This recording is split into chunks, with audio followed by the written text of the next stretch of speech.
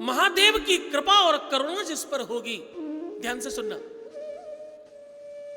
महादेव की कृपा और करुणा जिस पर होगी, जिस पर उनका आशीष आने वाला होगा, वो कहीं से भी खिंचकर चला आएगा और महादेव की गाथा में अपने को बिठा कर रखेगा।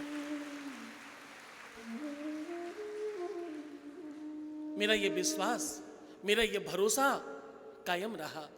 कोई नेपाल से, कोई छत्तीसगढ़ से, कोई बिहार से, कोई राजस्थान से, कोई गुजरात से, कोई पंजाब से, शायद ही कोई ऐसा प्रदेश हो जहां से कोई बच्चे नहीं आए हो। सब जगह से दौड़ दौड़ के, भाग भाग करके, अभी पिछली कथा हमारी मुंबई में थे, कुछ बच्चे मुंबई से भी पधारे।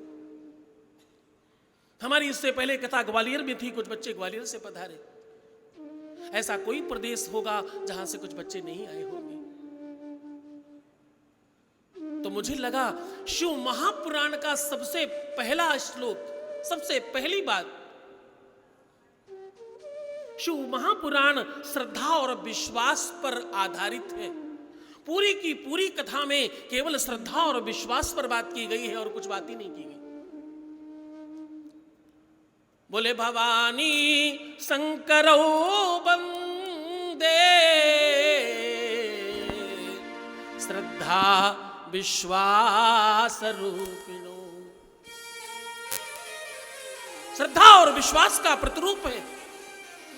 और याभ्याम बिना न पश्यन्ति श्रद्धा शांतस्त्वमीश्वरम।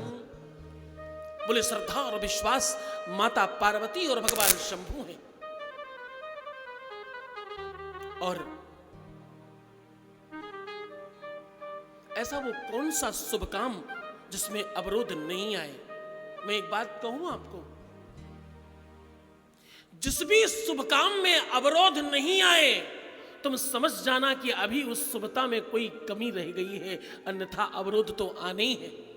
यज्ञ करने जाओ और राक्षस नहीं आए तो तुम समझ जाना कि भाई यज्ञ तुमने करी नहीं ठीक से। अभी यज्ञ में कुछ आहुति अभी बाकी है और कोई में कोई ऐसा काम अभी रह जाता है जिस वजह से पहले कौन आता है? देवताओं से पहले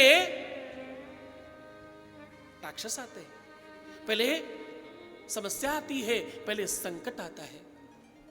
कोई भी शुभ काम करने जाओ,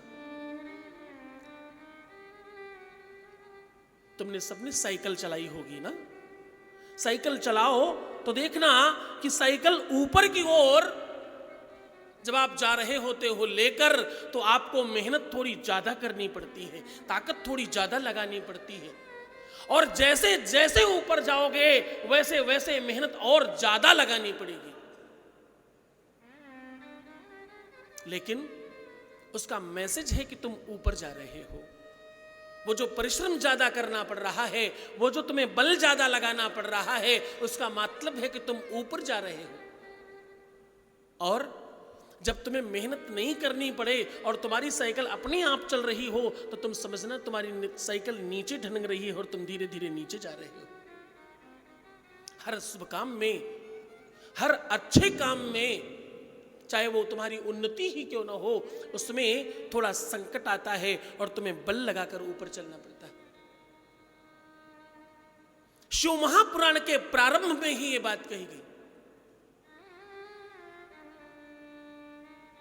कि शुभता में संकट आते ही हैं, इसमें कोई संदेह नहीं किया जा सकता।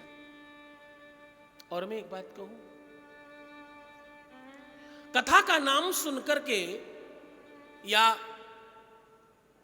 शिव महापुराण के प्रसाद से तत्काल लाभ होता है, ये बात सुनकर के कदाचित कुछ लोग वैसे ही आ जाएं, ऐसा स्वाभाविक हो सकता है। लेकिन लगातार बार बार हर दिन सही समय पर पहुंचकर कथा सुन रहे हो, ये बात हर दिन नहीं हो सकती। आप बनावटीपन एक दिन कर सकते हो, 2 दिन कर सकते हो, बार बार नहीं कर सकते। आपसे छूट जाएगा, आपसे रह जाएगा। जितना ही आप बनावटीपन बन जाएं, जितना ही चाहे रावण कितनी ही कोशिश कर ले साधु बनने की, लेकिन किसी न किसी पल वो लक्ष्मण रेखा के आसपास जा पाएगा नहीं, वहां तक पहुंच पाएगा नहीं। हर दिन जो समय पर पहुंच रहे हैं और कथा श्रवण के लिए अपने पूरे मनोयोग से 3 घंटे बैठकर शिव महापुराण का श्रवण कर रहे हैं, ये सच्ची श्रद्धा और सच्चे विश्वास का प्रायक है, उसी का दर्शन है। मानो शिव और पार्वती तुम्हारे अंदर विराजमान है और वही तुम्हें इस बात के लिए प्रेरित कर रहे हैं कि तुम सही समय पर पहुंचकर शिव महापुराण सुनना।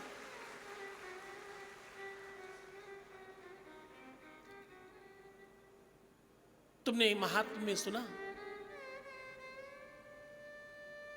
कि जब संकट आया तो भगवान को पुकारा गया, उसके पहले भगवान को पुकारा नहीं गया। जब मृत्यु आई तो भगवान को पुकारा गया, उसके पहले बुलाया नहीं गया। तो भगवान भी कहता, भैया तुम हमारे घर आए नहीं, हम तुम्हारे घर क्यों जाएं? तुम्हारी बिटिया की शादी में, तुम्हारे बेटे की शादी में, तुम्हारे यहां बर्थडे पर, तुम्हारे मुंडन गंछेदन में तुम्हारे घर में कोई नहीं आए, तुम उनके घर जाओगे क्या? तुम नहीं जाओगे। तो जरा विचार करना, भगवान भी कभी ऐसा सोचे तो कैसा होगा। तुम्हारे घर के बगल में शिव महापुराण हो रही है और तुम घर में आराम से सोफे पर बैठकर आनंद ले रहे हो, इसका मतलब अभी तुम्हारी भक्ति पूरी हुई नहीं।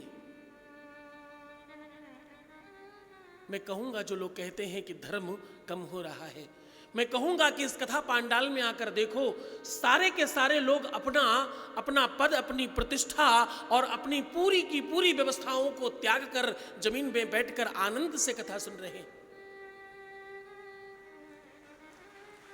पूरे आनंद के साथ। व्यवस्था कम है, व्यवस्था ज्यादा है, कैसी भी बात है, महादेव की वाणी है, आनंद से बैठकर सुनेंगे। नमः शिवाय, नमः शिवाय, हर हर भोले नमः शिवाय।